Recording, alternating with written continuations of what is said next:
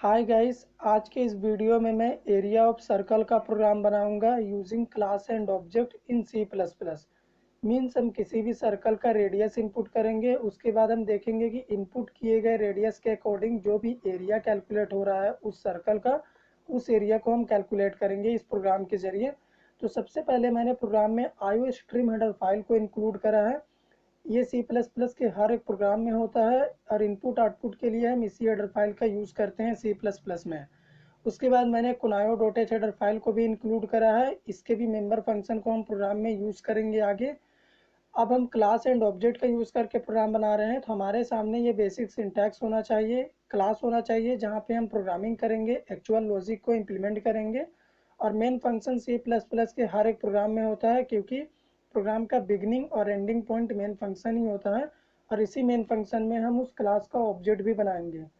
तो चलिए प्रोग्राम को स्टार्ट करते हैं। तो सबसे पहले मैंने क्लास लिखा है। क्लास एक कीवर्ड है सी प्लस प्लस में, जिसे हम क्लास को डिक्लेयर करने के लिए लिखते हैं। उसके बाद यहाँ पे आपको क्लास का एक नेम लेना होता है, तो मैं ए ले लेता हूँ।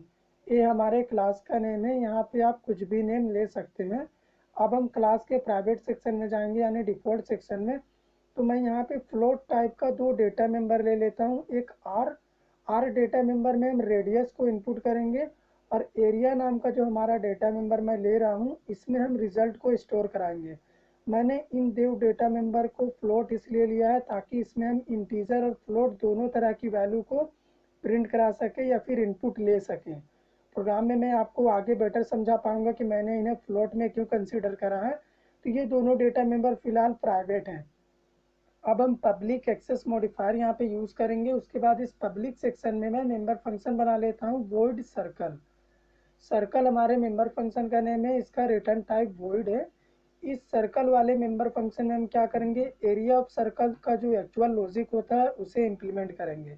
तो सबसे पहले मैं रेडियस इनपुट करूंगा, तो उसके लिए यूज़र को एक मैसेज दे देता हूँ, एंटर रेडियस ऑफ सर्कल। तो यहाँ पे आप डबल कोट्स में लिख दीजिए एंटर रेडियस ऑफ सर्कल। तो आप जो भी यहाँ पे लिखेंगे वो आपको आउटपुट स्क्रीन में प्रिंट में मिल जाएगा। तो यहाँ पे मैं रेडियस को इनपुट करने के लिए सी इन ऑब्जेक्ट का यूज़ कर लेता हूँ, और मैंने आर को इनपुट करा लिया। तो ये जो आपको सी इन सी आउट मैंने लिखा है प्रोग्राम में इनपुट और आउटपुट के लिए, ये आईओ स्ट्रीम हेडर फाइल के अंदर पहले से ही प्री डिफाइन किए जा चुके हैं। इसीलिए आईओ स्ट्रीम का मतलब होता है इनपुट आउटपुट स्ट्रीम, मतलब इनपुट आउटपुट के लिए हम इसे यूज़ करते हैं। तो मैंने रेडियस इनपुट ले लिया है। अब हम एरिया कैलकुलेट करेंगे सर्कल का। तो सबसे पहले मैं फॉर्मूला बता देता हूँ आपको। सर्कल का एरिया का फॉर्मूला होता है पाई आर स्क्वायर। तो यहाँ पे हम पाई का एक्चुअल वैल्यू लिखेंगे, तो वैल्यू होता है 3.14। उसके बाद आर स्क्वायर को हम यहाँ पे लिखेंगे आर इंटू आर। तो मैंने लिख दिया आर इंटू आर। तो इसका मतलब होता है पाई आर स्क्वायर। जब आप मैथमेटिक्स में लिखते होंगे तो आप पाई आर स्क्वायर लिखते होंगे, लेकिन प्रोग्रामिंग लैंग्वेज में आपको पाई का वैल्यू देना है और आर स्क्वायर को 2 टाइम्स आर इंटू आर लिखना है। उसका मीनिंग आर स्क्वायर ही होता है। तो यहाँ पे जो भी वैल्यू एरिया कैलकुलेट होगा उसे हम स्टोर करा देते हैं एक एरिया नाम के डेटा मेंबर में। तो अब मैं आपको बता देता हूँ कि एरिया नाम के डेटा मेंबर को मैंने फ्लोट इसलिए कंसिडर किया था क्योंकि यहाँ पे जो भी एरिया कैलकुलेट होगा वो एक फ्लोटिंग वैल्यू रिजल्ट में आएगा।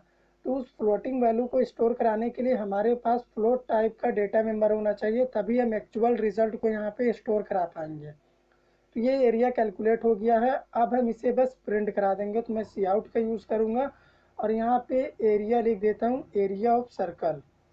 मतलब ये सर्कल का एरिया रिजल्ट के रूप में आज आ चुका है। तो यहाँ पे स्पेस के बाद में एरिया नाम के डेटा मेंबर को प्रिंट करा देता हूँ। तो ये हमारा रिजल्ट प्रिंट हो चुका है इस मैसेज के साथ। कोडिंग कंप्लीट हो गया है। अब हम क्लास का ऑब्जेक्ट बनाएंगे, उसके बाद ऑब्जेक्ट से मेंबर फंक्शन को कॉल करेंगे। तो ऑब्जेक्ट बनाने के लिए क्लास का नेम ले लेता हूँ ए, और एक ऑब्जेक्ट का नेम ले लीजिए ओबीजे। तो क्लास ए के लिए ऑब्जेक्ट बन चुका है। अब हम इस ऑब्जेक्ट से अपने मेंबर फंक्शन को कॉल कर लेते हैं। तो हम लिखेंगे ओबीजे डॉट सर्कल।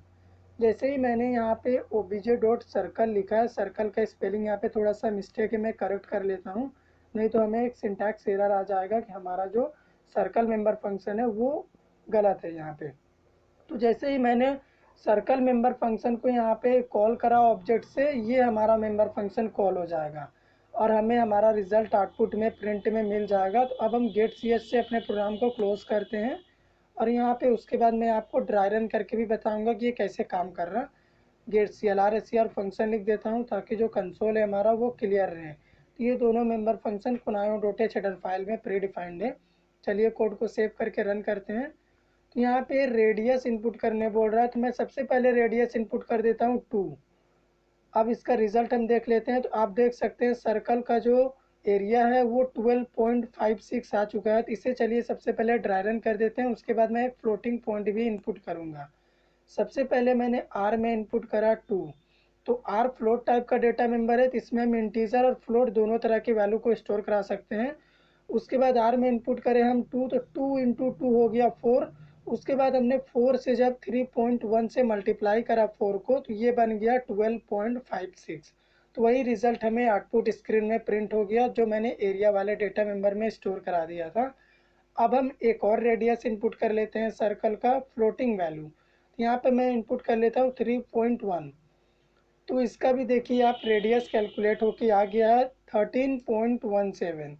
तो ये एकदम एक्यूरेट रिजल्ट आया है एरिया ऑफ सर्कल का। तो इस प्रोग्राम के ज़रिए आप किसी भी रेडियस को इनपुट करा के सर्कल का एरिया फाइंड करा सकते हैं। तो अगर आपको हमारा प्रोग्राम अच्छा लगा हो तो हमारे प्रोग्राम को लाइक करिए, शेयर करिए, चैनल पे नए हैं तो चैनल को सब्सक्राइब कर दीजिए। Thank you friends.